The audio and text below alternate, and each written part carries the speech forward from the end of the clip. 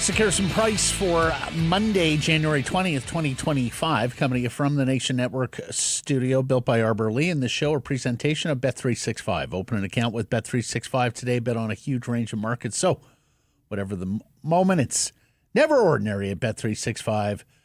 Use code NATION when opening that account. Matt Sekeres alongside Blake Price, four-time Juno Award winner Mike Rogerson, hitting switches, conducting things with Coach Nick Hauka. We got a big show coming up for you after what was an eyebrow-raising weekend from the Vancouver Canucks on a number of fronts.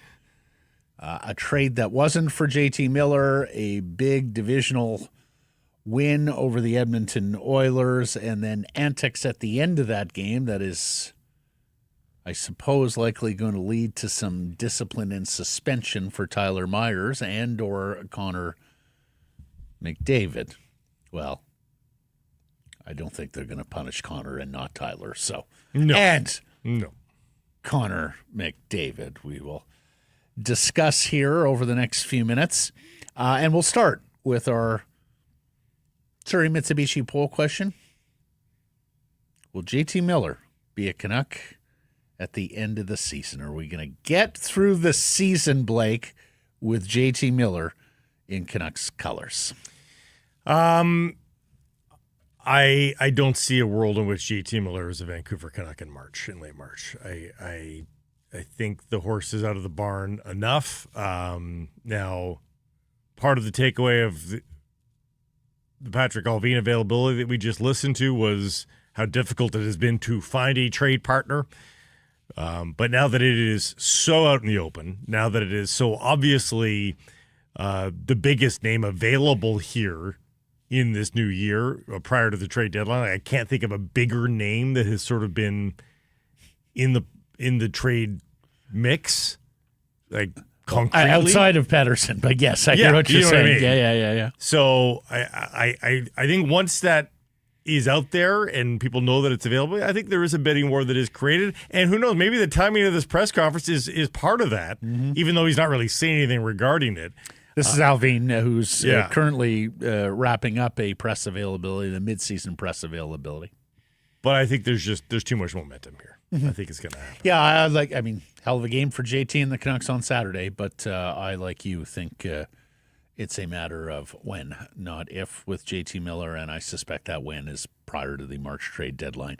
As well, our friends at Surrey Mitsubishi have a special program exclusively for the Sekeres and Price audience. If you've been turned down for financing at other dealerships, Surrey Mitsubishi has assigned Jessica, a dedicated representative who's committed to get you approved through their in-house financing program. Jessica is going to assist you, get you into a new Mitsubishi, bad credit, negative equity on your current car. Jessica will apply the special program for you and do everything possible to make sure you're approved. Email Jessica at surreymitsubishi.com.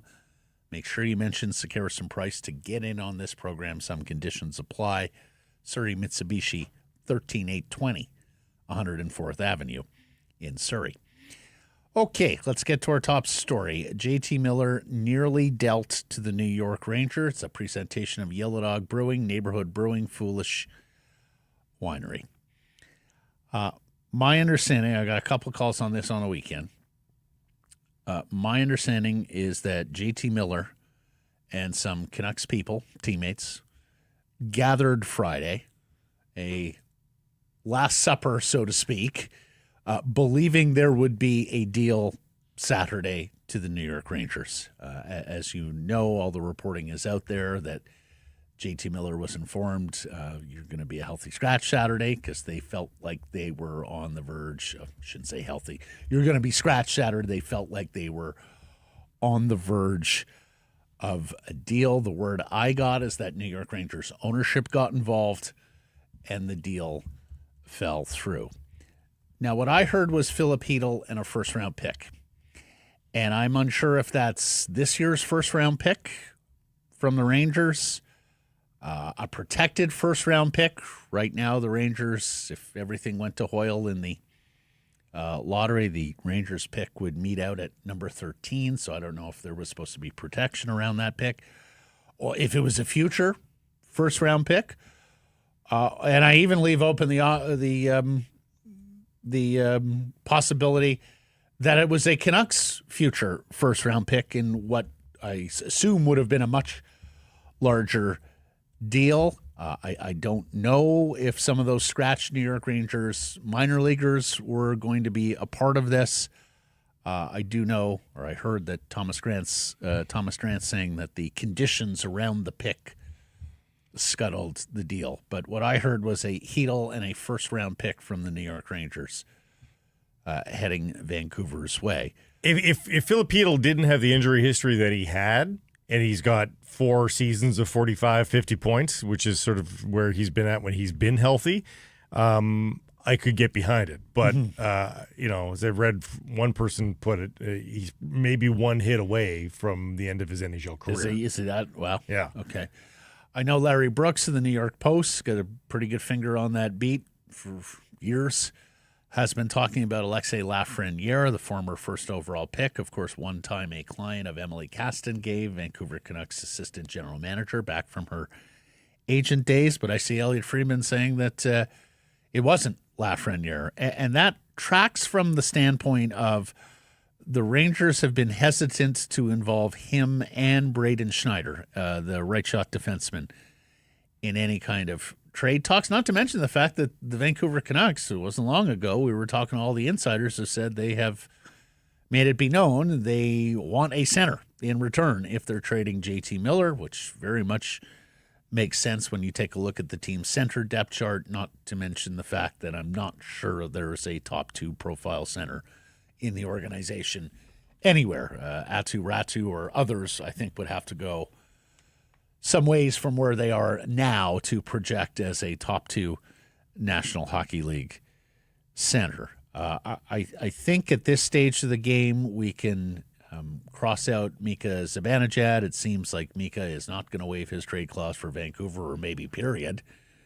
And Frank Cervelli continues to report that Braden Schneider, the Rangers have been very, very hesitant to discuss any kind of Condre Miller, yes. Braden Schneider not so much. Seems to be a no-fly zone. Yeah. Now, Dallas is apparently in the mix here. And Friedman has said he believes the Canucks have given permission to some teams to talk to JT Miller and his camp. Although he played down Dallas and New Jersey. Mm-hmm. David Pagnotta says New Jersey has not been granted that permission.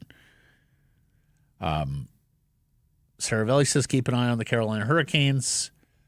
Friedman and Dhaliwal say the New York Islanders are involved here as well. And part and parcel, Friedman reported on Hockey Night in Canada that the Canucks have sent teams a note warning them not to tamper with their players, which is interesting in and of itself. Now, Alvine's midseason availability here, and most GMs do a midseason availability. The Canucks reporting crew had been asking for this. We got word on Friday that there was going to be something.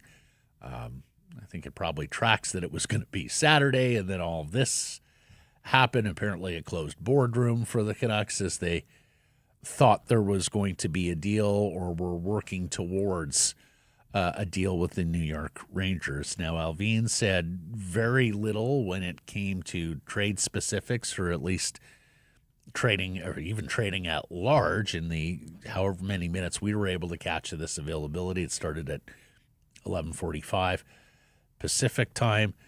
He did talk about the toughest part of evaluating this group is all the injuries that they've had. Haven't had the band together much.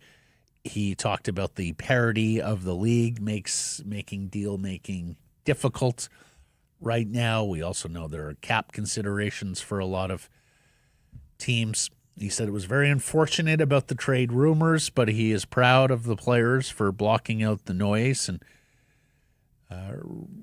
he didn't really direct. It wasn't even going down the road of addressing anything specific. Anything with Miller. specific. He was asked about the possibility of holding out players, and again brought up the noise and sort of deflected and wasn't really willing to play ball in that regard. Yeah, he talked about how Rick Tocchet told them when they're inside Rogers Arena, just focus on the game. So he was pleased that they were able to do that on Saturday. We'll get more into some of the Patrik Allvin comments from today.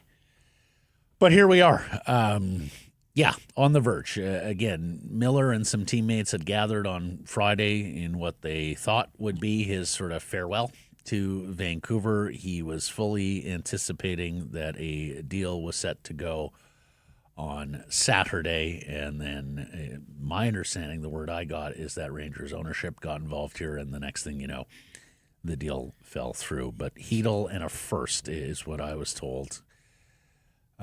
He didn't was involved, and I don't know if that's the complete trade or if there were more component parts to it, and the Rangers scratching those minor leaguers and perhaps salary cap considerations could have also come into play here. The other drama was that JT Miller did not show up to the Dyson Ice charity gala last night, which caused some ripples. Of course, he is on the ice at practice today.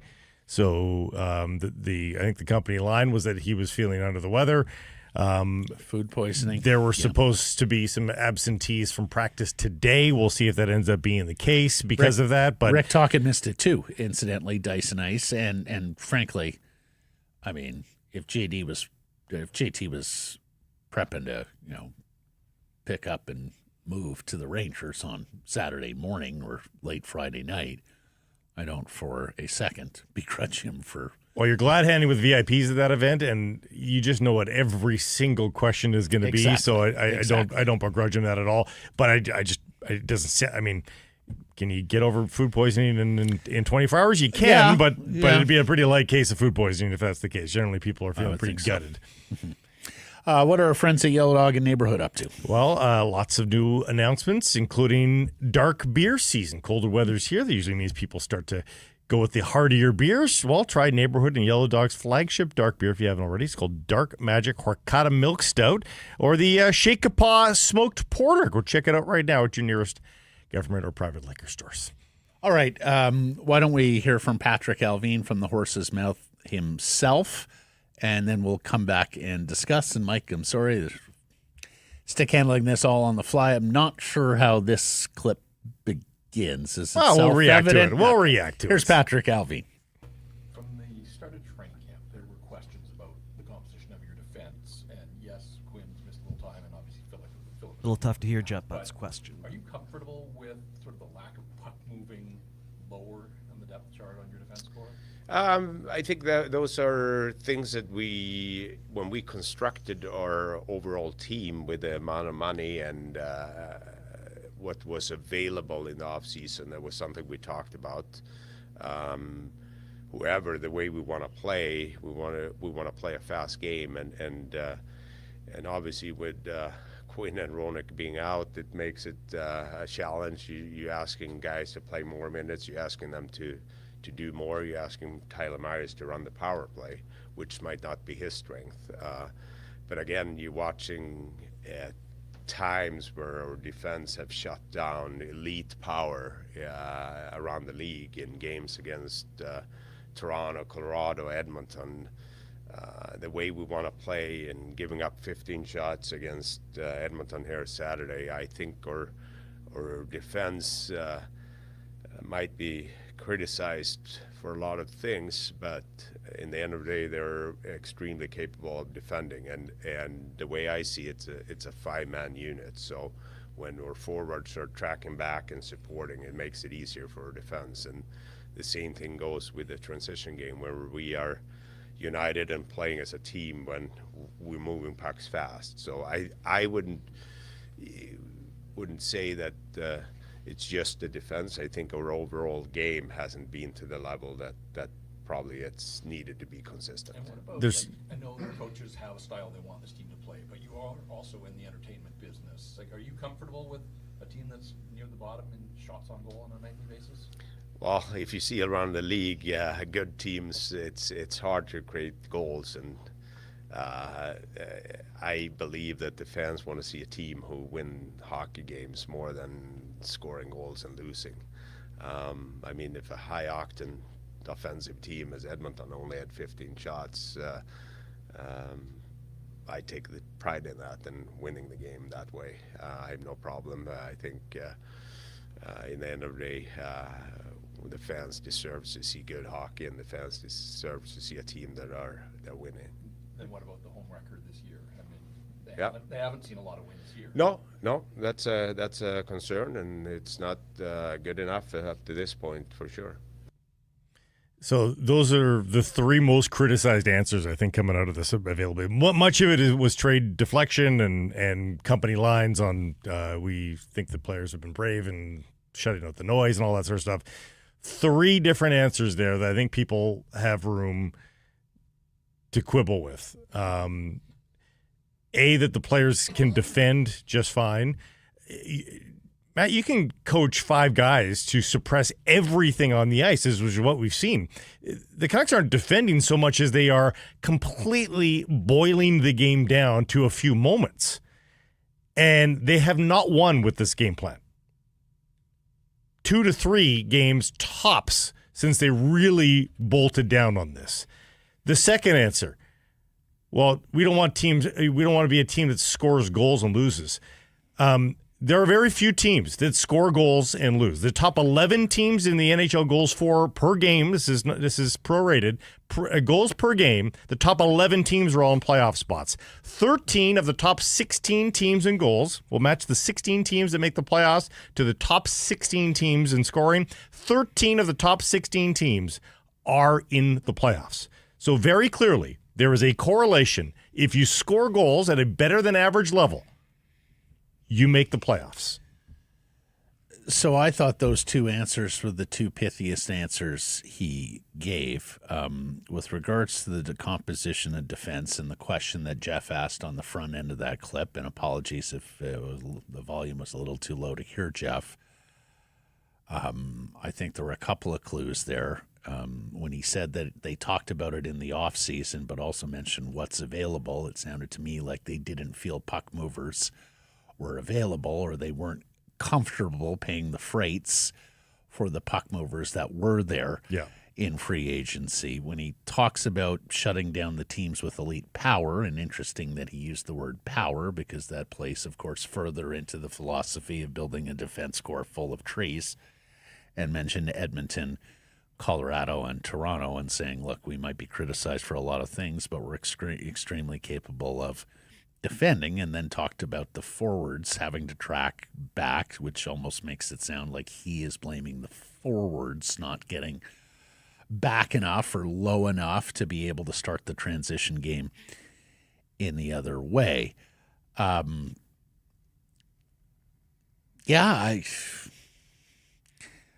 think a lot of what he said there was right. I would be interested to know who they turn their nose up at in free agency in terms of puck moving. And, of course, he didn't necessarily answer about whether they still need one or are pursuing that sort of defenseman, perhaps playing coy there, doesn't want to hand his fellow GMs any kind of leverage. I also think he's right that the fans here right now, and we discussed this last week, will take winning over style points. It was a very dark, horrible decade of pro hockey here in Vancouver, where not a lot of goals were scored for most of that decade, and I think fans are happy to win games, even if it's low event, 100%. Low scoring, low shots on goal games right now. Now, I think as we go along here, the fans will get a little more discerning if they get more accustomed to success. We saw that during the Vigneault Gillis era, right, where they wanted to play more offensively. But that's not happening. He's fine to say that, but that's not happening. So they're not winning playing ugly. Okay, but They're losing playing ugly. But I think what he wants to instill, and I think what Talkett wants to instill, and I think they're 100% aligned on this, is that they want to create a team that can win in the Stanley Cup playoffs by suppressing the shots, chances, and goals of the opposition. Let's remember, they inherited a team that was playing freewheeling hockey, cheat for your own offense. So I think they wanted to go 180 degrees from that and instill defensive detail and defensive responsibility and accountability in these players, and I think that is still an ongoing process. So I don't think he's being as black and white, Blake, as you make it out, that it's, that they want to defend and that he's not concerned about scoring. I think he understands that, look, let's make sure we do our utmost to keep the puck out of the net. Yeah. And, then we can get about the business of trying to score more goals. And I think much like last year when they added Elias Lindholm and Nikita Zadorov, and let's face it, neither of those guys really upped the offense all that much. But I think that was their design, particularly with Lindholm, that they would be importing offense on the trade market, understanding that they lack some in the team's composition. And if the team was last year, which is why I think they went out and got some of these wingers this year as well. And if the team was in the mushy middle of offense, then I could accept that. If they were a team that wasn't dead, folks, they are dead last in shots per game. Dead last. Like, hey, we're gonna focus a little bit more on this, hedge over to this. No, not they're in the basement. There is lots of room to add some more shots here. Yeah, and I think, and again, I'll play devil's advocate with Alvine. I think given the amount of times he referenced it, and boy, I got some Jim Benning vibes with the number of times he referenced the injuries. But they have puck movers on their top pair nowhere else. So the transition game just isn't going to really happen, or it's certainly not going to happen at breakneck speed and two-line passes and things like that when Hughes and Hronek are out, and both have missed time due to injury. JT missed 10 games on the leave of absence. Elias missed a handful. Brock missed a handful with the concussion, so some of your best offensive players have also been missing there, not to mention, as we've talked about, Dakota Joshua has been a big zero this year offensively, coming back from a very difficult offseason and cancer surgery, not to mention Nils Höglander being effectively a zero when it comes to goal scoring this year as well. So, I think they look at their team and say there's more goals there, Blake. I think they also look at their team and say we probably need to import more goals still. To me, the most interesting part was the pushback about puck moving. And again, it could be strategic, tactical. He doesn't want to put that out there with other teams. I mean, we watch the Canucks like other teams watch the Canucks. It should be plain as day, but, sometimes managers don't want to acknowledge. Which would be my question as to why he's speaking. This obvious. Which would be my criticism of why he's speaking today. Yes, he's late on the halfway mark, but if you had done it at the 41 game mark, this is before a lot of this thick smoke on the trade front had really revealed itself. At this point, it feels like we are 1 to 5 days away from the Miller trade. Well, why are you bothering wasting the oxygen on this when you're going to have to address all of it, and you can do it in a much more honest frame at that point? I think they probably felt they were close enough to something happening with Miller that they would just do it then. And then when that fell through, okay, are we that far away 44, now it's game. Well, I mean, if what I heard is correct, that Rangers ownership got involved here, and that's what scuttled the deal. It's one thing to have a deal in place with your compatriot, Chris Drury in this case, but if his owner's not going to let him make the deal, then, he probably feels like things are not going to happen with the Rangers right now, and I wouldn't blame him. By the way, if that's the case. Nobody really missing at practice significant. I know Mackey, but well, he's down. He was sent down. He was sent down. Did he get sent? If he got called back up, I mean, they've done so much of that I stand to sent down yesterday. Pardon me. Yeah. I stand to be corrected on that. But no, so nobody missing. Nobody is extra sick here for the extra day. Just they're not putting Myers into the defensive pairings because they're anticipating that he will be suspended here in probably a matter of moments. McDavid's already out of the office, by the way. his hearing's over, so we could hear before the end of this segment here whether or not. And Mark Friedman has been recalled, so there you go, a defenseman who can play the right side. In for Myers right now. For Myers. Also want to shout out regular listener here, Thomas, who says there has since been a story in The Athletic, I was unaware of this in the last hour or so, that Hedel defenseman line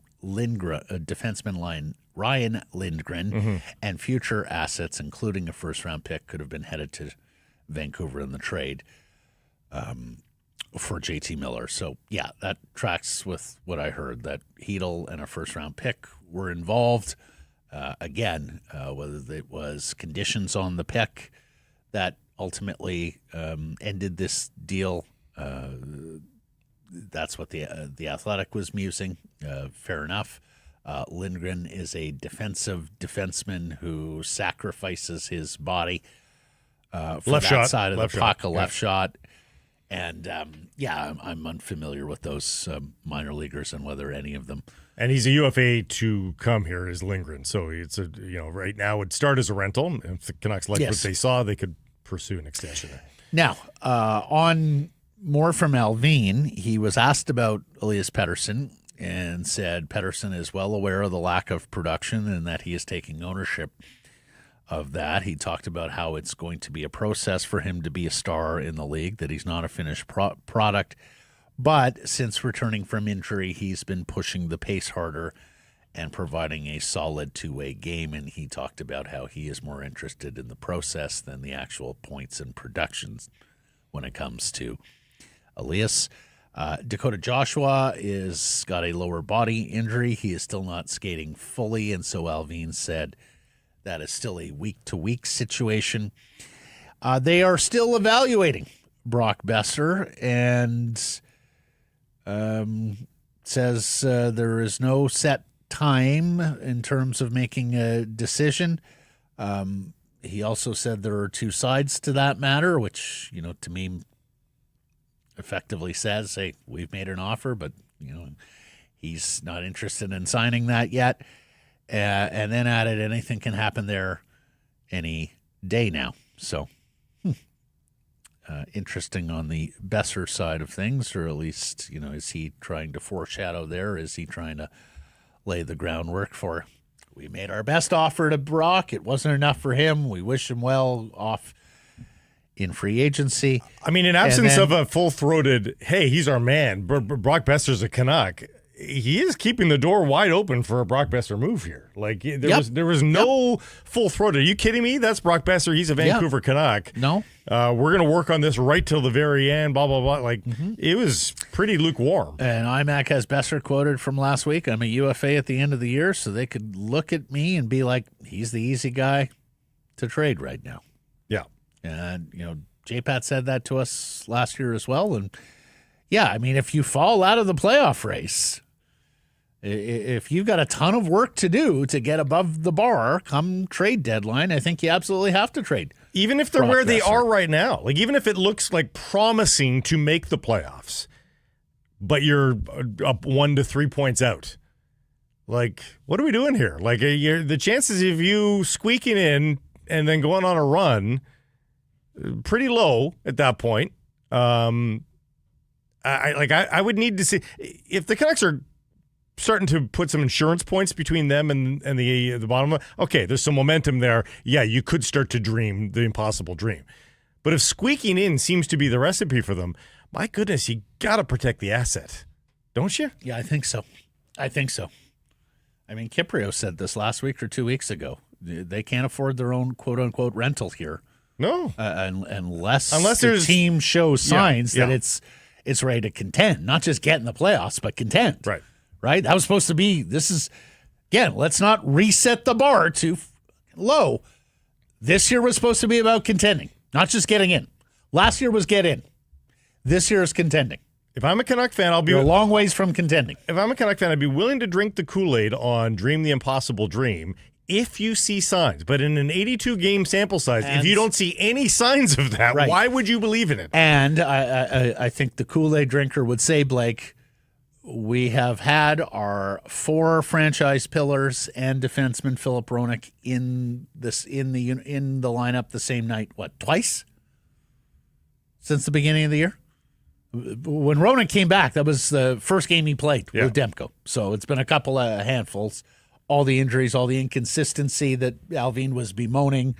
But you got 6 weeks left here. Here you go. You got a month. 5 weeks. I think you want to use that last week to make sure you've got your deals ready to go. Mm-hmm. But you got a month plus here to see if you can get back to looking like the team that last year was vying for the President's Trophy at the top of the overall league standings, and not with the likes of Calgary and St. Louis at the bottom of the Western Conference playoff bar. One other note from Alvine before we're going to move on here. He said he was asked about Kevin Lankinen. I didn't exactly hear exactly what he said. There was like a funny moment there, but he didn't really take on the Lankinen question. He quickly turned it to, I sure want to see Demko more in the second half of the season. So maybe that is foreshadowing a little bit as well. And has he got in the hand of Tocchet there? On the Kevin Lankinen file. Is he got in the hand of Tocchet? But Tocchet said the same thing last week. Yeah, he did. Tocchet said, I got to play him a bunch here. We got to get him on a roll. Blake Lankinen is a trade piece, too, if you're below the bar. Like, if you're moving Brock Boeser, you're moving Kevin Lankinen. Yep. Yeah. Right? Yep. Yeah, for sure. And that may also be he's checked in with the agent and he knows there's no way they're going to be able to afford Kevin Lankinen coming back. As much as it could be as simple as Thatcher, you're still our man. You're still our guy.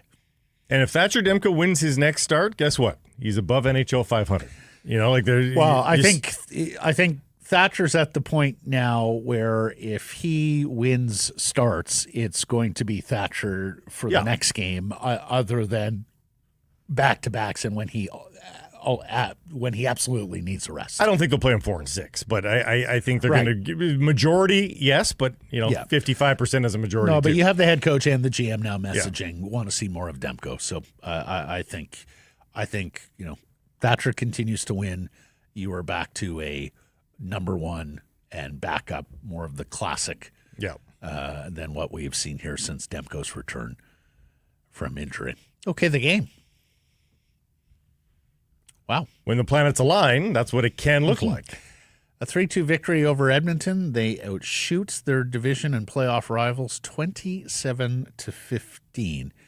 An extraordinary performance in terms of keeping the pucks off of Thatcher Demko from one of the league's most dangerous offensive clubs. Quinn Hughes with 2 goals, another Hart audition reminder to a national audience on Hockey Night in Canada. That's 2 in a row now for Quinn Hughes on consecutive Saturdays. JT Miller with 2 assists. He wins 18 of 23 draws, 78% in the faceoff circle. He is hard matched against Connor McDavid. Did not allow McDavid and his line an even strength point. McDavid winds up getting an assist on the power play, but that was the quintessential JT Miller. A guy you could hard match against the best line of the opposition. A guy who was going to get his points, even if they weren't loud points. A guy who was going to win faceoffs. A guy who was going to play with emotion and drive and desire and all the things that were missing in the blowout losses last week to L.A. and Winnipeg. The problem is, can you believe in any of it being repeated? Well, I got to say, my stick tap to JT to be with teammates on a Friday night thinking you're going to be flying out to New York the next day.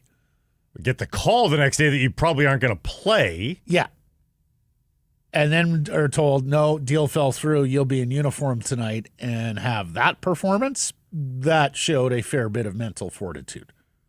Right, so it is there. Like, for all those that made excuses for his play recently and said, can you imagine he's played with all this stress? Well, the stress couldn't have been any higher than what it was in the 24 hours surrounding that game, and he played that game. Yep. And not only the 2 points, but the shadow of McDavid at even strength that was near perfect. Was perfect. So let's hear from JT Miller about all the trade talk and how he was able to focus. I don't know if there's anything. I don't know. It's just try to focus on the game. It's probably good you're playing, the Oilers tonight and have a matchup assignment. Try to keep me focused. So. Is it different this time around than it has been? I mean, you're not new to facing these questions from us about staying focused, but is it different, or has it been different over the last month and especially over the last 24 hours for you? Yeah, I guess. I don't really know what to say, to be honest. I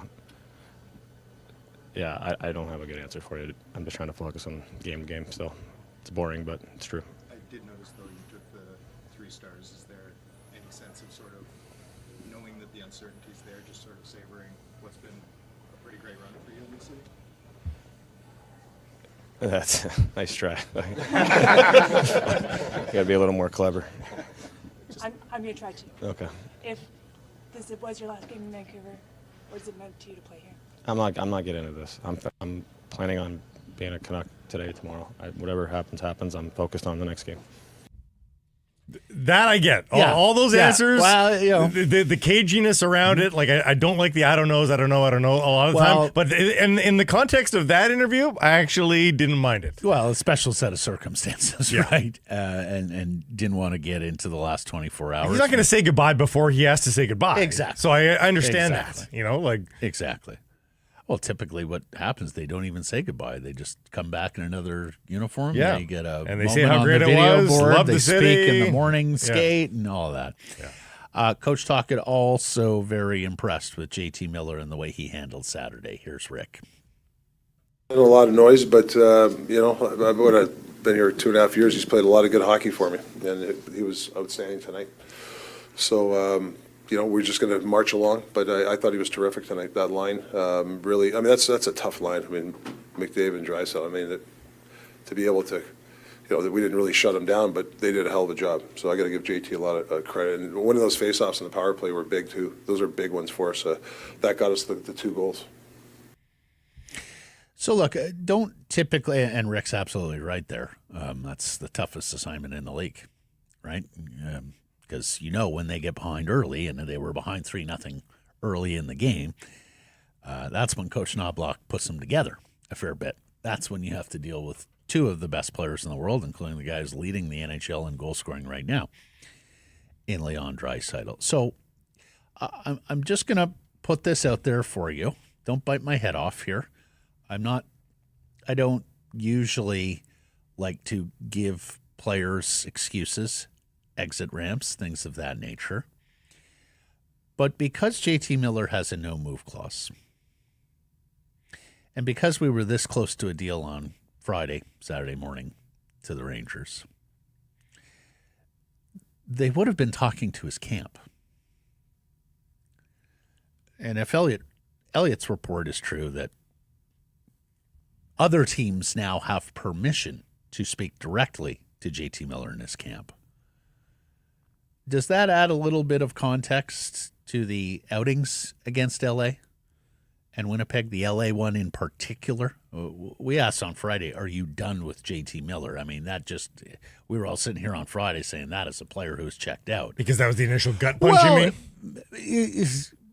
The camp is sitting there talking. They're inching towards a deal with the Rangers. Was he checked out because he was, in fact, about to check out, Blake? Well, but as of at least Thursday night, Matt, I believe Dollywall was the one reporting agent had not been approached.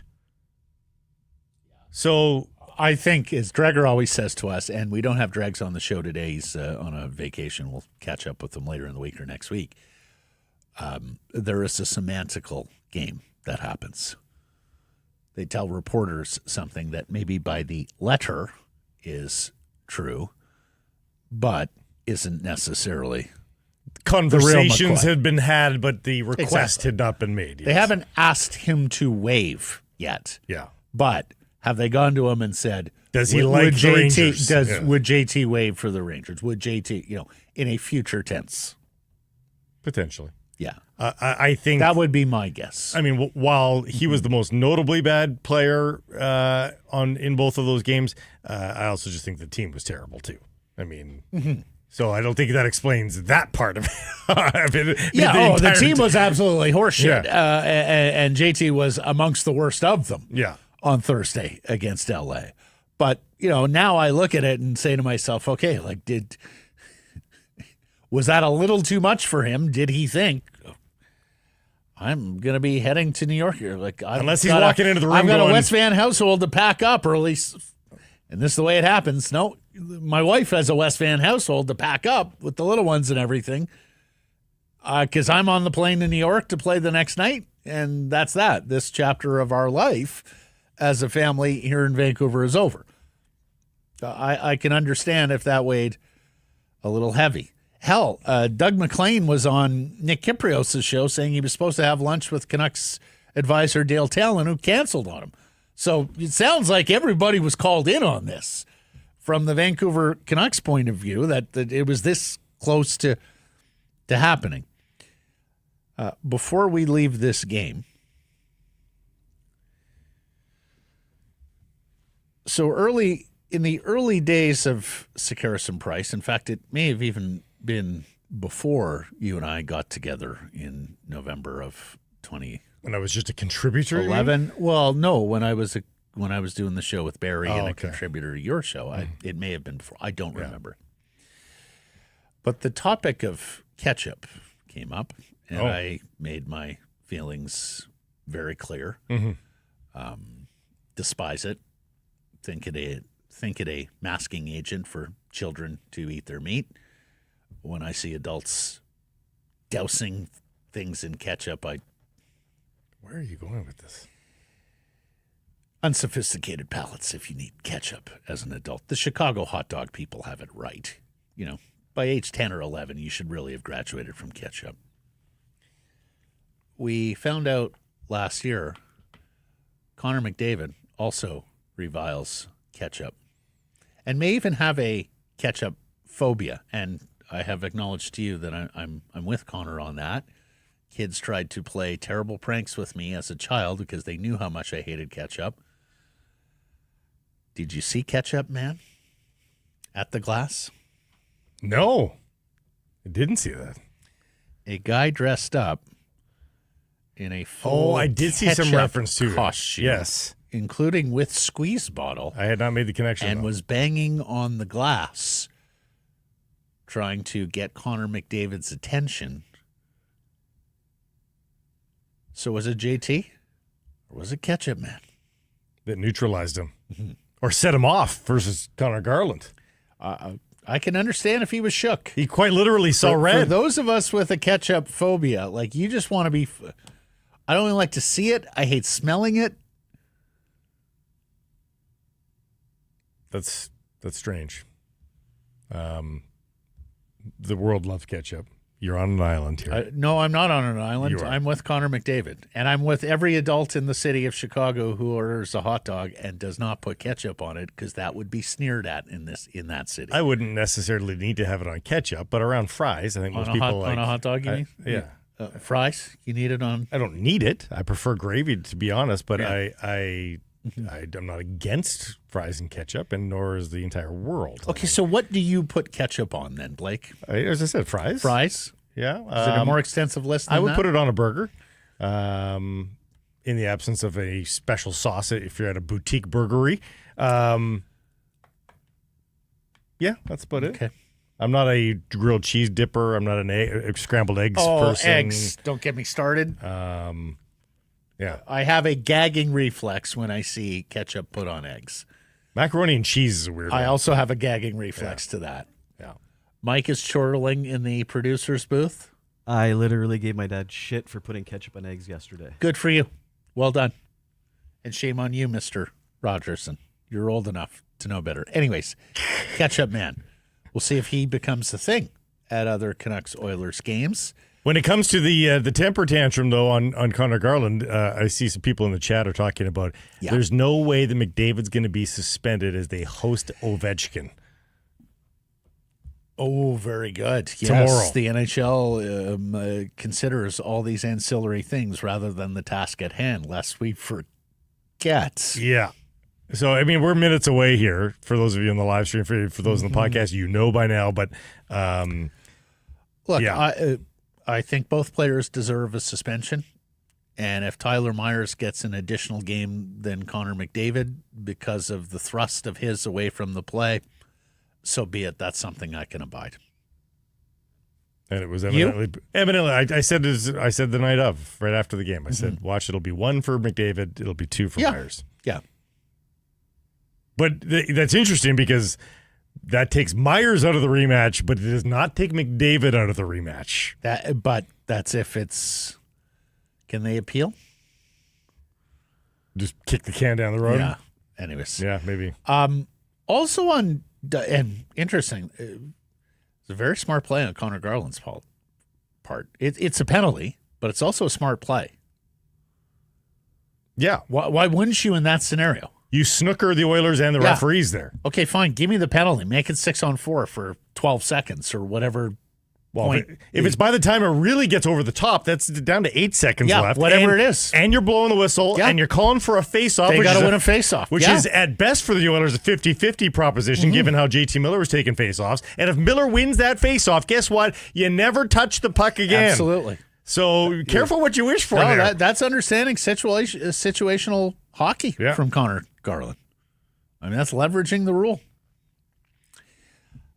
Doug McLean also says he hears Thatcher Demko's unhappy here, so that just something to squirrel. That was over the weekend as well. Something to squirrel away there. I think that may also come into play in terms of Alvine and Tocchet wanting to see Demko play a whole lot more here in the second Demko's half. not a fan of media noise, and it's not really affecting him. It's not about him. But I could see him saying, hey, this Pettersson-Miller thing is just a volume that I want to avoid forever. Because if even though the Miller-Pettersson thing is real, if it's happening in Carolina, guess what? Very few people know about it. Very few people care about it. Yeah, it's not the ongoing discussion in the streets of Raleigh that it is here. Not to mention the fact that you're going into the final year of his deal next year. Yeah. Do you think he wants to partake in everything that Elias went going into the final year of his deal last season? Probably. Even if Demko has uttered that to somebody, I am fairly confident that could be reversed, that feeling of angst, if he's got it. I'm not preparing to acknowledge it yet until I've heard it a second time. But I hear what you're saying. The personality of I think he's amenable to hearing things out a little bit. Yeah, and look, I'm sure he's not thrilled with the trajectory of the season for everybody. Never mind him or the deployment, right? I think in Thatcher's perfect world, he would come back, be the number one goaltender, and that would be that. And as we saw, they went with a lot of Kevin Lankinen. He was giving them the better chance to win. We all understand it. I'm sure Thatcher did too, but I don't think that's ideal in his world either. And I completely understand that. Roberto Luongo, why do you wear number 1? Says it all, doesn't it? Number 1 goaltenders are number 1 goaltenders. They have that mindset.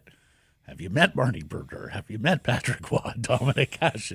It tends to, it's like strikers in soccer, right? It tends to come with a little bit of ego. One last note here. The Abbotsford Canucks. Oof. Wow. They sweep their 6-game homestand. They outscore the opposition 27-14. Atu Ratu is the AHL Player of the Week with 9 points in 4 games. And they're 1 point shy of 4th in the Pacific Division. So they're making their way up the standings. Guys are fattening up. Just in time for the deadline, right? So they look better on paper, Blake. Well, it's a funny team. Or they push for roles in the big Canucks, and I'm okay with that too. It's a funny season for them when you look at their top players. There's a few depth players that have played like every single game. DPD's played every single game at 36 games. But of the skill players, because of call-ups and injury, like their leading scorer is not a gaudy point total. No, Nils Aman leads the team in scoring, by the way, 24 points in 27 games. Atu Radu, Lekramaki, and Ty Mueller of Journeyman are all tied at 20 points. No, sorry, not Mueller, Jordan. He's only 21, but all three of those guys are tied at 20 points. But points per game is actually now Linus Karlsson, 18 points in 17 games. He's the top guy. So it's a really muted. You wouldn't look at them and go, wow, that's an explosive offense if you just looked at the counting stats. But that's sort of the nature of the beast here with young, skilled players leading the way. They don't have a whole lot of veteran skilled players that are just going to marinate down there and get 80 points. It's been a funny phenomenon. Karlsson and Lekkerimäki 13 goals. Karlsson 12 goals are the two goal-scoring leaders. Yeah, and Tocchet has talked well of Karlsson in the past, so I wonder whether Linus Karlsson is going to get another opportunity here as well pretty soon. Time now for today's menu. It's a short menu. J-Pat's going to join us, as mentioned, Gregor either later this week or next. He's away on vacation. Thursday, we have the Big Canucks Army viewing party at Greta 50 West Cordova. Of course, Vancouver, Edmonton, big rivalry. Oh, it's going to be a doozy. So much fun. Exciting giveaways, including hockey tickets, signed memorabilia, jerseys to be won, doors at 5, puck drop at 6. This is presented by Fountain Tire, and thank you to everybody at Fountain Tire for being a part of these watch party evenings.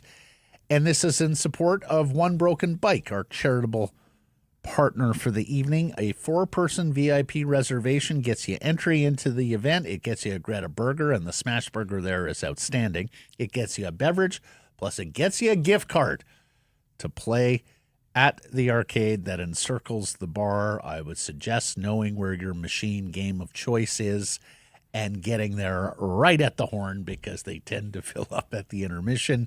Don't miss out. Secure your spot now. Tickets at nationgear.ca, everybody. Nationgear.ca. Come join us on Thursday. Are you going to be there? I thought you were I'm away. on the road, That's unfortunately. right. Yeah. So I'll be there. Yeah. And Mike will be there. Mike, you're coming, right? Yeah, sure as hell is. Bet365 bets of the day time. I felt pretty good about that Washington-Detroit over. I was looking at that total going, I'm not sure they can set the total high enough for that game, and sure enough. Now, flip side, I had the Rams. So I split my NFL bets on the weekend. You had Houston in the points. Did you get 8.5 or did you get 9? Because that safety had everybody shook. I got 8.5. So I had 9 with a buddy of mine. I had started driving home thinking, okay, I owe him 50. And I also had the under in Ravens and Bills and missed that one too. Okay. I'm rooting Notre Dame in tonight's national championship game, college football against Ohio State, but I don't hold out a ton of hope for the Irish here. They've got a whole ton of injuries, and they were the second best team talent-wise anyways. But I'm going to take the over 45.5. National title games tend to be high scoring. Teams have a lot of time to prepare. You usually see an extra wrinkle or two offensively and by way of the trick play. And I got 2 outs here because either Ohio State blows them out and we get over 45, or we play a close game in the mid-20s, which I think is the only sort of game Notre Dame can win unless their defense has a hell of a day. And Ohio State turns it over a lot. So give me over 44.5 between Notre Dame and Ohio State tonight. Starting to get some news that Erik Karlsson might be willing to be moved, and Penguins might be willing to move on from him in terms of the 3 veterans on the Penguins who could be moved. Are we talking about the final days of those veterans playing together in Pittsburgh? Do they have one last big road performance? Canucks can cheer on Erik Karlsson and the Penguins. They're taking on the Kings tonight. Plus 160 on the money line for the Penguins to steal one on the road. Yeah. And am I correct? Did he lose his no move clause because he waived it to go from San Jose to Pittsburgh? There is a weird demarcation that I'm seeing that I think that if you heard that, that's probably what I'm seeing here. I thought when players waive their no move, they waive it for the entirety of the contract. I stand to be corrected there, but that would be an interesting deal to be sure. Open an account with Bet365 today. Bet on a huge range of markets, so whatever the moment, it's never ordinary at Bet365. Use code NATION when opening that account. Jeff Patterson coming up.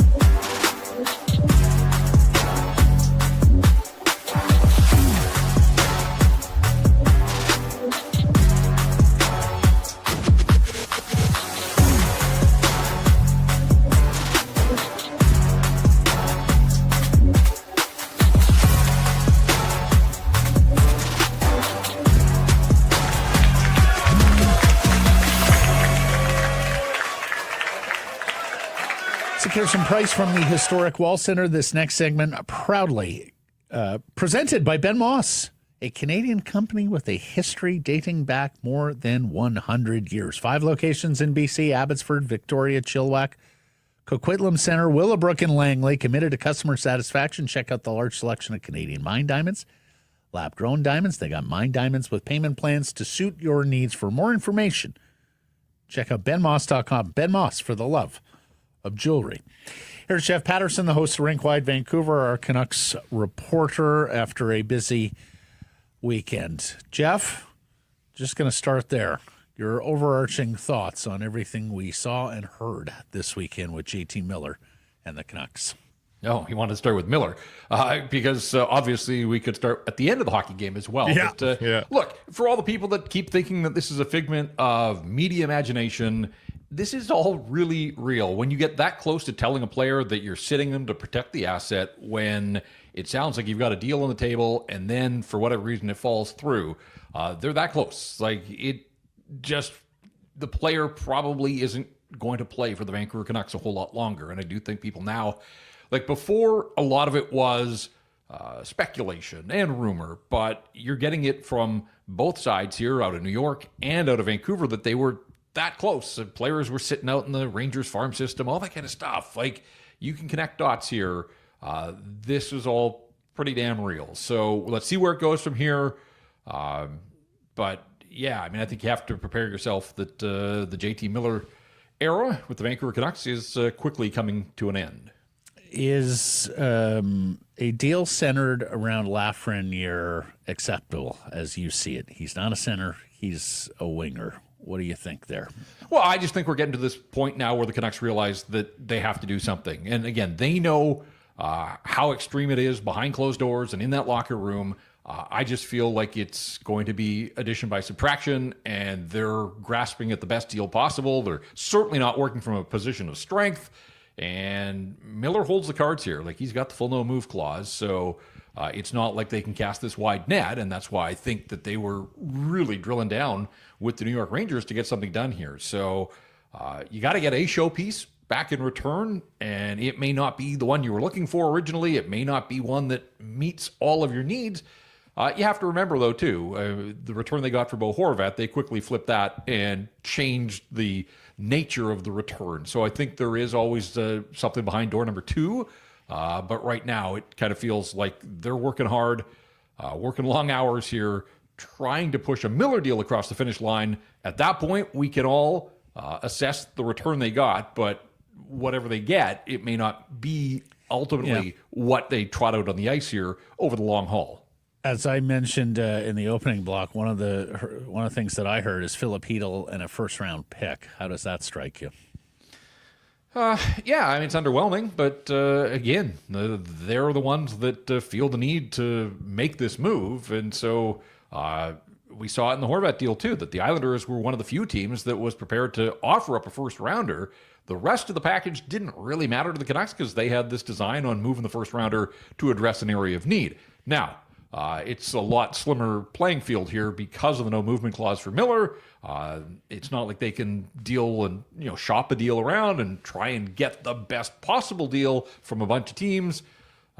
So yeah, I mean, I'm underwhelmed when you lay it out that way, but I kind of feel that that's where we are, and it feels like the Canucks have reached the point where they recognize that for their own reasons, and we may never know, but the situation is untenable. It's beyond repair in that locker room, and this idea of just patching things up and playing like you did on Saturday night. And look, credit to JT Miller with all the noise swirling. Played a hell of a game. They win the hockey game. I think nights like that, more than reinforcing what could be here for Vancouver, should reinforce to the acquiring team that, yeah, this guy still got it. And, we know the kind of season the Rangers have had. They need a shakeup too. They're familiar with the player, and they've got designs still in that Eastern Conference of getting to the playoffs. And we saw last year that JT can be, when he's fully healthy and engaged, he can be a hell of a playoff player. So, let's see where it goes. It kind of feels like we're still in a minute-by-minute mode when it comes to the JT Miller file. Why do you think both of the players looked engaged on Saturday? Like, you need 2 catastrophic losses in a row before both of them seem engaged again. But both Miller and Pettersson, I think, showed some giddy up. Yeah, less so on Patterson's front, although there was the shift in the third period where he took the body. But again, he's getting paid $12 million if we're going to handpick one shift and think, hey, it just tells you where the bar is for him. But for JT Miller, I think a lot of factors, if he knows that this was his final game, would want to, I think, go out on a high. There has to have been some professional pride kick in after the way they got their asses handed to them by both the Jets and the Kings. So I do think you saw a much better team performance. Rick Tocchet talked about it afterwards. Just they got to their game, in his words, a whole lot quicker than they had in a lot of games this season. And they did play well. I mean, they held the Oilers to 15 shots on goal, 8 over the final 40 minutes when the Oilers were trailing in that hockey game, and we had seen them post remarkable comebacks earlier in the week. So credit to the Canucks for the way they played. And I think there was probably some truth in what JT said, that it helped that it was the Oilers. He knew that if he was playing, he was getting the McDavid matchup. You better damn well be focused if you're going to come out on top there. And so I thought that was pretty revealing post-game, where he basically said, yeah, I mean, it did help that it wasn't the Sabres or another team, that he knew that he had to be laser-focused and locked in, and certainly he was. And it was a signature vintage JT Miller performance. And it's just unfortunate that we haven't seen enough of those this season, or maybe the landscape would be entirely different in this marketplace. What are the chances that he was sick for Dyson Ice? I mean, it's going around. We know there was a bug at the last game, at the Oiler game, that hit a bunch of media members.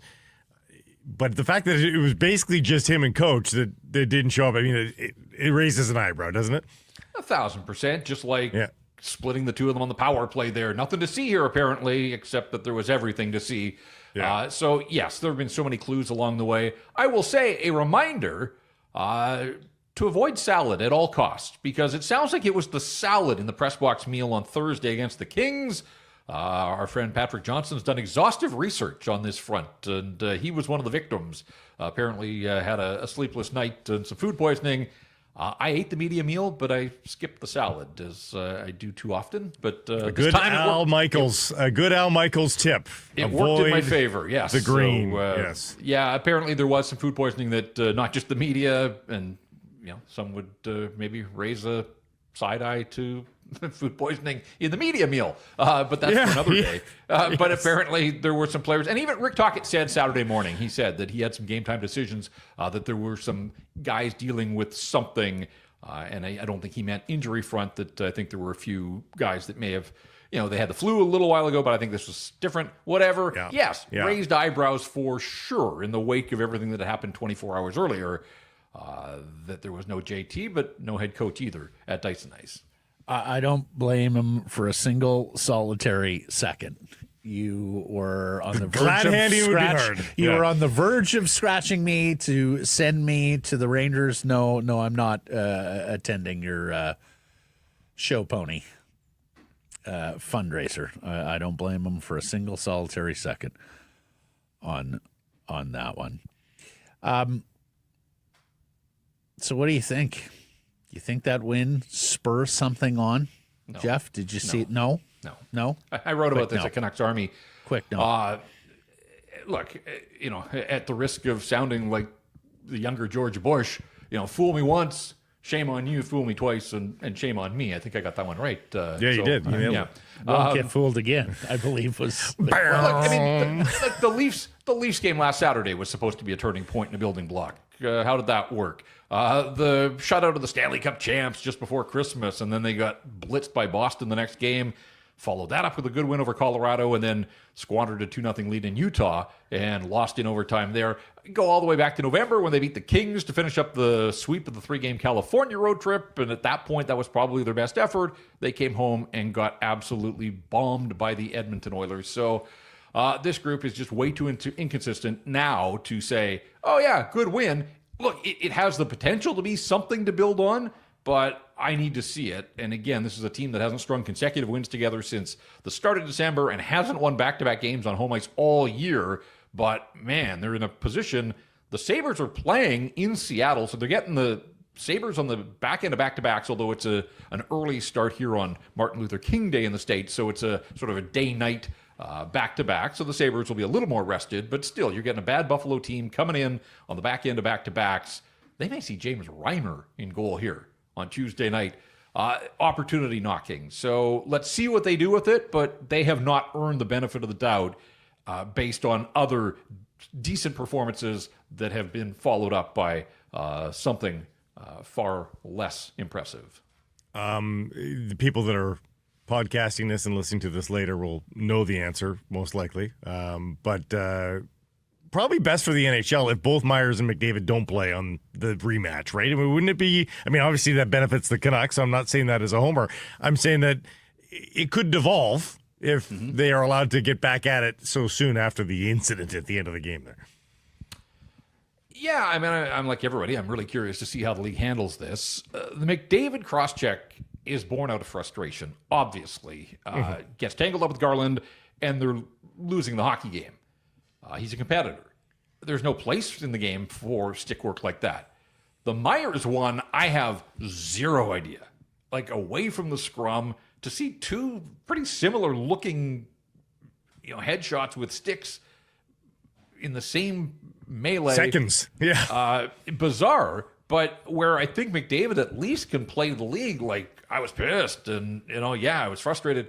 I don't know what Myers' defense is over there on the side boards. Like, he and Bouchard battle for a puck. I think they kind of whack at each other, and then Myers lowers the boom. So I'd like to think the league would take into account that they're pretty similar looking and that they would be matching, but we're talking about the best player in the National Hockey League who got away with one in Minnesota earlier in the week. I mean, you can't just keep handing them get out of jail free cards.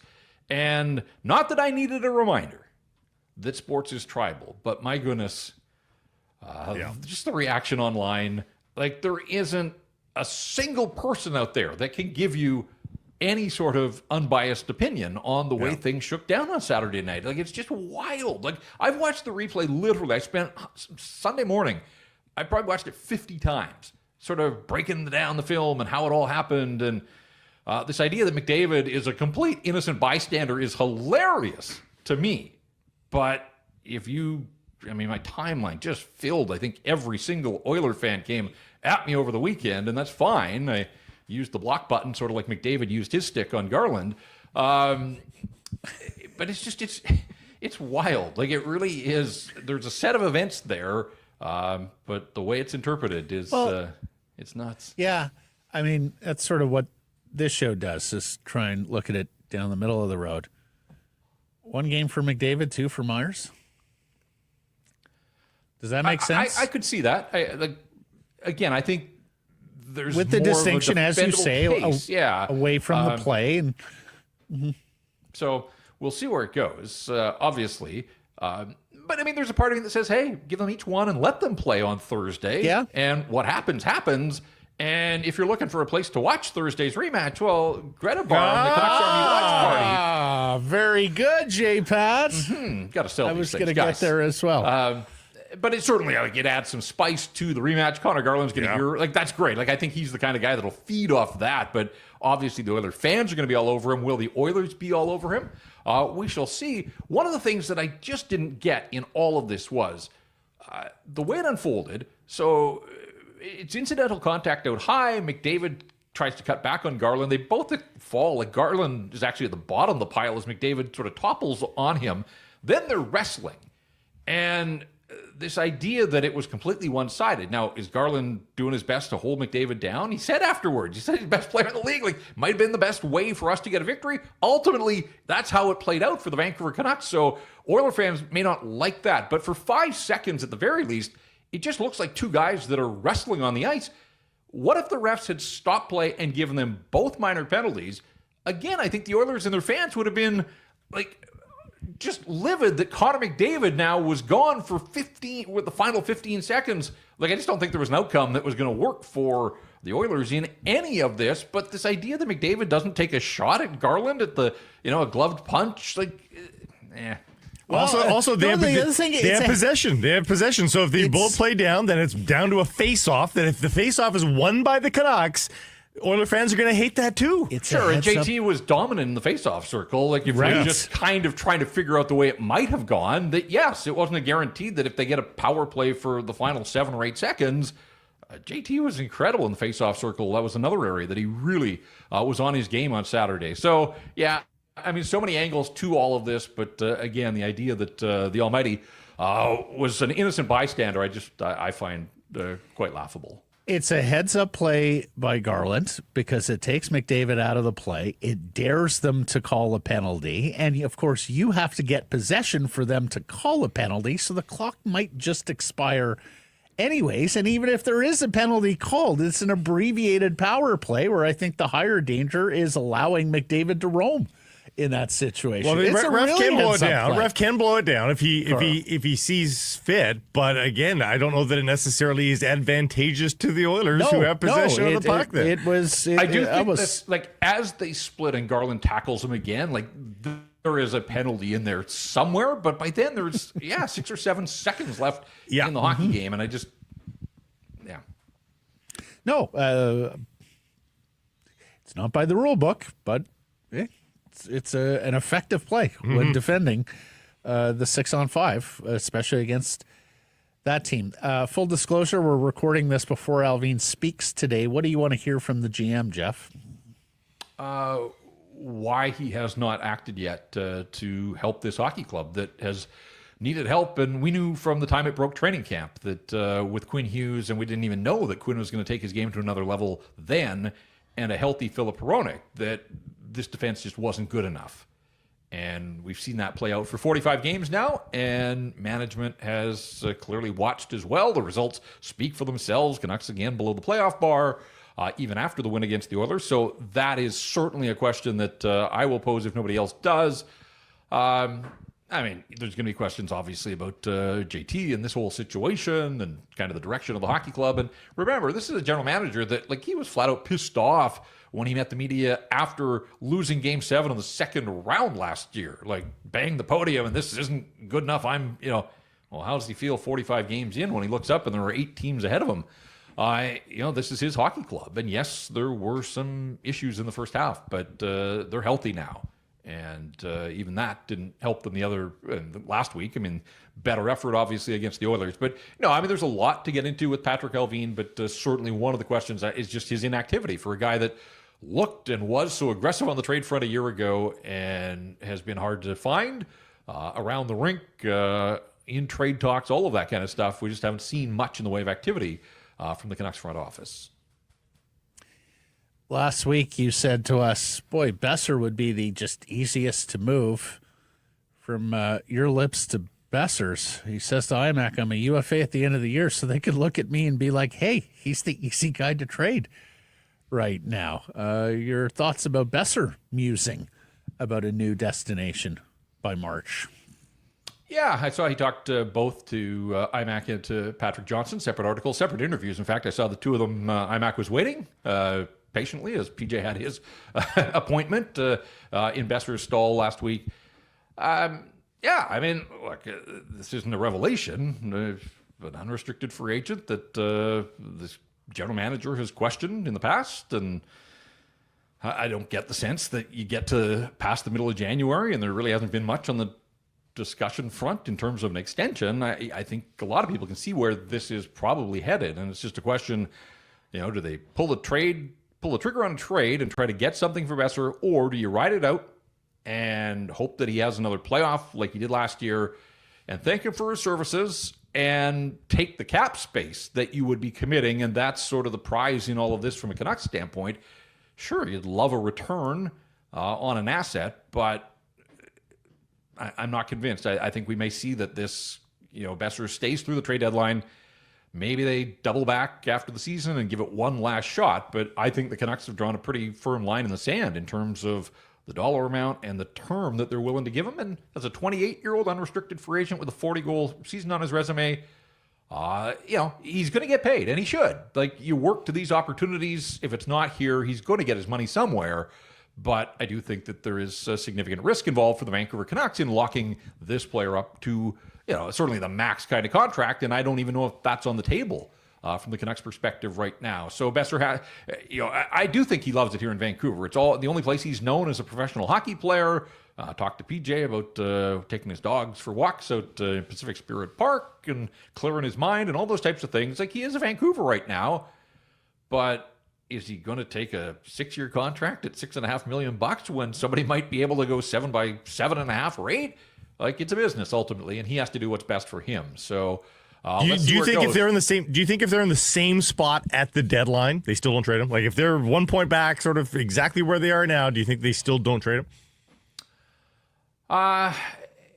If they don't make headway here over the next month, and I know the season's interrupted by Four Nations, but no, if they're still below the playoff bar, at that point, maybe you do pull the trigger. A team is out there looking for an accomplished winger to, as a rental, and then you could plug a Jonathan Lecker-Mackey in, or maybe get something in return that, get a warm body that could play down the stretch. You're not going to replace Brock Boeser, obviously, but he's not scoring at the 40-goal rate that he was a year ago. So maybe you do give Lecker-Mackey a little bit more run at that point. We'll see where it goes. But yes, if they're still below the playoff bar, if they haven't made up the necessary ground over the next month, then that probably does change the calculus a little bit.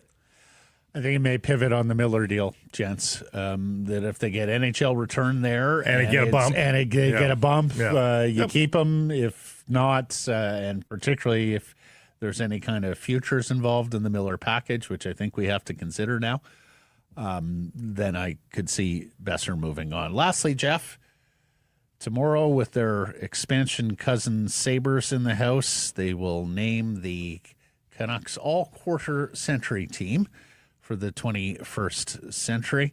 The NHL is doing this around the different franchises. The Sedins and Naslund, do we have any quarrel there? Is anybody fetching to put Kessler or Miller or Patterson or anyone amongst the three forwards?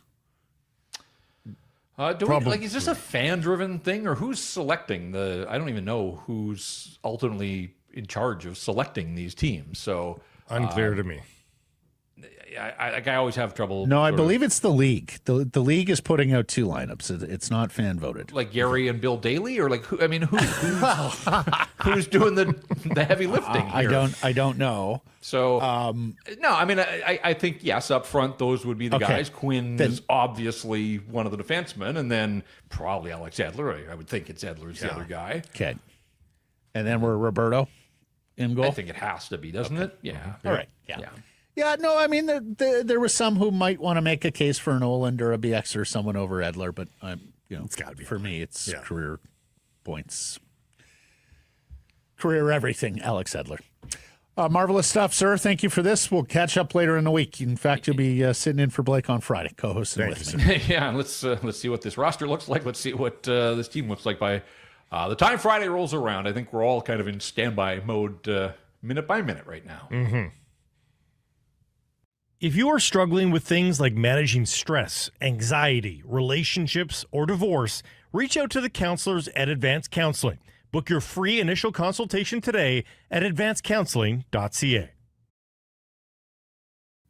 So Harrison Price from the historic Wall Center, where you turn game night into a game weekend. Book your stay at the Wall. Enjoy an exclusive S&P rate.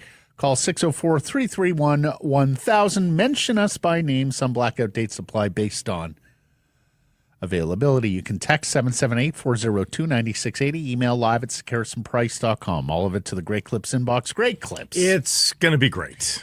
NFL playoffs were great this weekend, making up for what was not a great wild card round. And how about this? All 4 losers outgained the winners in yardage. As our buddy Farhan Lalji notes, the 4 winning teams combined for 0 turnovers and 12 penalties total. Now, the Texans are the first team in NFL history to outgain their opponent by more than 100 yards, not turn the ball over, and lose a postseason game. Previous teams were 49-0 in that spot, but they missed 3 kicks. And they took 8 penalties for 82 yards, albeit some of them controversial calls. Yes. And you do wonder if the criticism of officiating and Kansas City and Patrick Mahomes getting all the breaks and led by Troy Aikman on the broadcast, good for Troy for calling that out, does that mean they aren't going to get the calls against Buffalo? Superstars and officials, a debate as old as time itself. In the NHL, we often hear it, and we did with the Canucks and Oilers. The difference here is you have Mahomes flopping, and people saw some of the flopping, and you wonder whether that will come back to bite. They're also 7-0. Do you buy that the touchdown throw is a flop? Is he trying to be dramatic with the touchdown throw? People were criticizing the diving touchdown throw to Kelsey. Like, I think he was legitimately tripped up there. Yeah, it's the one on the sideline, which was appalling. But that didn't get a call. And then, of course, the two Texans helmets coming together, and somehow that's 15 yards as well. Poor Mark Andrews. He has been a fantastic Baltimore Raven, but a fumble and the drop on the 2-point kills Baltimore's hopes. And people are piling on him, but it's never just one guy or one reason in football. Lamar had a fumble and a pick. No, but it's about moments, and in that moment, they have one moment to force the issue and continue the game. Yep. Lamar 3-5 in playoff games now. Same as Peyton Manning through this stage of his career. In fact, Peyton had one more bad postseason before they finally broke through. And Jackson saying once again, it wasn't a lack of offensive effectiveness, rather turnovers. They were going down the field. They just didn't take good enough care of the ball on a cold Buffalo night. Dan Campbell is who we thought he was. Emotional scene in the postgame there where he's in tears saying, "My fault." The reverse trick play on first down, I think, is one that offensive coordinator Ben Johnson will see in his nightmares for the rest of his life. He's probably heading off to take a head coaching job here. The Raiders, Bears, Jacksonville, others are mentioned there. But this was a coaching staff that all season long played, if you're being kind, aggressive, if you're being critical, reckless. And the commitments that they had for the way they wanted to play comes back and bites them in the postseason, particularly as the defensive personnel issues mounted, losing guys as they were. What a hell of a game for the rookie Jaden Daniels in Washington. Mm-hmm. Wow. And what a turnaround there. And I was telling you before the show, if there is something I can get behind in this postseason, it is Irvin Magic Johnson lifting the Lombardi Trophy. He's got his NBA titles. He's got his Olympic gold medals. He's a part owner of the Dodgers. He's got a World Series. Get him the Lombardi. Just don't tweet about it, please, for the love of God. Well, he tweets the obvious.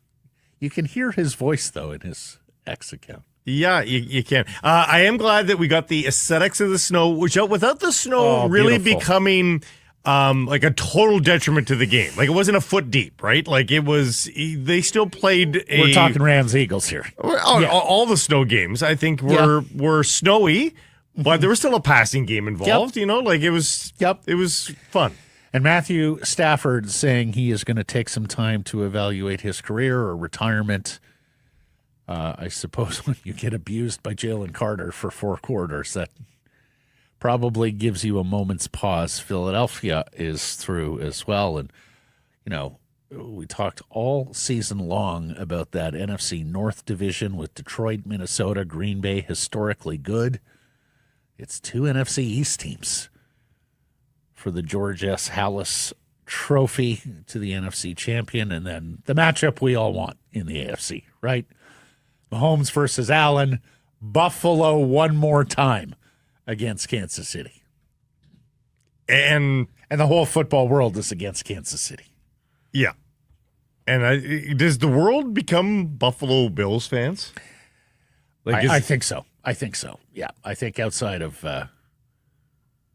Western Missouri, Kansas. Yeah. You know. Like, I think everybody's just like, okay, of all the people that are due, and I think everybody's fairly likable there. I mean, it's... It's going to be They've interesting. got a guy who nearly died on the field, Yeah. right, in DeMar Hamlin. Yeah. And I caught Blake on Saturday. They posted the video. 99-year-old Marv Levy with a shout-out to the Bills. Really? Where else would you rather be, Coach? Right here. Right now. Well done. Oh I would gosh. love to see Marv Levy in a Super Bowl parade next month down the streets of Buffalo.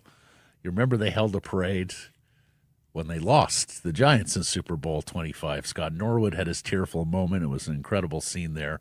Yeah, for all those old Bills who lost 4 in a row, I would be quite happy to see the Bills win at football north of the border, where J.C. Abbott of 3 Down Nation reporting that former all-star receivers for the BC Lions, Alexander Hollins, Keon Hatcher, remain under contract, as does Javon Cotoy, the Canadian outsized slot back, but each has a pending offseason bonus that could force some difficult decisions here as new general manager Ryan Rigmaiden attempts to re-sign Justin McInnes, the CFL's leading receiver in 2024. Rigmaiden, quote, anything's possible. We've got to look at everything. We've talked about it before. Fit is everything. And with the salary cap, sometimes that fit just does not happen. We're going to talk restructure. Frankly, we've talked trades with other teams, not just about those guys, but about several players.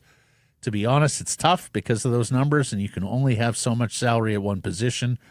We're going to talk about everything. Nothing is off the table, but we're going to do what we think is best for moving the franchise forward. And if we can keep them all, we certainly will. Hollins is due a $75,000 bonus before free agency starts on February 11th. Hatcher, it's a $40K bonus, and Cotoy, it's a $30K bonus on February 7th. I know they signed Braden Lanius, another big Canadian slot back from Saskatchewan. I would be really disappointed to see them move on Javon Cotoy. He's been an incredible beast. Success story for the Lions, coming up through the junior ranks and working his way into a starting position, and as an effective guy for them. Yeah, that's the other thing. He's a monster, right? I like the fact that they have those huge targets, not to mention in Javon, a guy who can run over some people. When he's healthy, Javon Cotoy is almost the free 8-yard play. He almost is, yeah. You know, it's almost like vintage Mahomes Kelsey, where when you just need yards, he's almost a guarantee. Got the huge catch radius. Yeah. He's got the big arms, the big hands. He boxes people out effectively. Yeah. Anyways, it sounds like Rigmaiden is going to be busy here. There is still a lot of work to do with their own free agent list as well. The Jays, as predicted, lose out on Roki Sasaki. Even after they trade for room. They were the laughing stock of Major League Baseball through the weekend. You went and took on a bad contract in Miles Straw. We should have noted that early E's and O's with Cleveland. They add to the bonus pool money. They still don't get Sasaki signed, but today at least the narrative is changing a little bit. They have come to terms with switch-hitting right fielder Anthony Santander, ex of Baltimore. He hit .235 with an .815 OPS, 44 home runs, 102 RBI last season. Third in home runs last year behind only Aaron Judge and Shohei Ohtani. And his 105 home runs over the last 3 years, sixth most in the bigs, behind the two aforementioned guys, plus Kyle Schwarber, Pete Alonso. Is Skydome still hitter-friendly? Are those numbers going to go up, you think? Well, Baltimore's hitter-friendly, too. Yeah. So he's either going to play right field and going to move Springer, or he's going to play left field where he has in the past. He's actually filled in as a backup first baseman as well. Now, go get Pete Alonso if you're the Jays. Change the narrative entirely, shut people up, put a couple of big sticks in the middle of that lineup. Become the Blue Bombers. Exactly. Yeah. Behind or around Vladdy Guerrero. And also, I suppose, by way of error and omission, early one, the Caps wind out losing out on Uruguayan winger Anderson Duarte. Saw some of this on the weekend. He winds up signing with Mazatlan in the Mexican side. So he stays in Mexico. Uh-huh. Yeah, disappointing. Disappointing. They still have to add, 4+ players by a certain date. So yeah, I'd say like the clock is probably got a week left for you to feel comfortable. Like you don't want players coming in late in camp and then getting the excuse of, okay, they're going to need 5 weeks to get up to speed. It's like every sport, and we talk about this with hockey all the time. Like training camp matters. It really matters. Now these guys are coming out of mid-season, so like they're in shape. It's a little different than acquiring the guys in summertime who are coming off summer break. These guys have been playing, but still, I think you want them to hit the ground running with your system and everything. So it'd be nice if it happened inside a week, 10 days. Yes. Poll question results from Friday, and massive response on this one. Nearly 4,500 votes. Are you done with JT Miller? Yes or no? What did the people say? People said yes. Correct. Percentage? 68. 64. Rob says only because he's clearly done with the team. And then he has a game like that on Saturday. Corey, we're approaching the addition by subtraction territory on Miller. Return becomes less important than exercising the cancer. Sick of them both of all this, with all this personal conflict. Trade Miller, and if Petey isn't back on pace by season's end, he can go next. Michael, done, but not because I dislike him. It just looks from the outside that it's not working here. A retool may be in order, and with his age, he may now be outside of our window. And to be clear, the Canucks issues go far beyond JT Miller. And then BK says, I just wish Petey and Boeser would play with more heart. JT has the issues, but it seems like him, Hughes, Demko are the only players who play with passion most of the time.